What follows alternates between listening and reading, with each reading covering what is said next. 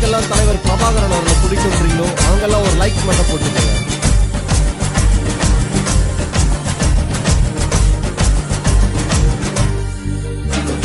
கண்ணீரும் செந்நீரும் இல்லாத திருநாடாய் ஈழத்தை எப்போது காண்போம், ஈழத்தை எப்போது காண்போம். கண்ணீரும் செந்நீரும் இல்லாத திருநாடாய் ஈழத்தை எப்போது காண்போம். அந்த மன்னாதி மன்னன் ஒரு மாசற்ற அண்ணன், அவன் தேசத்தில் எப்போது வாழ்வோம், அவன் தேசத்தில் எப்போது வாழ்வோம்.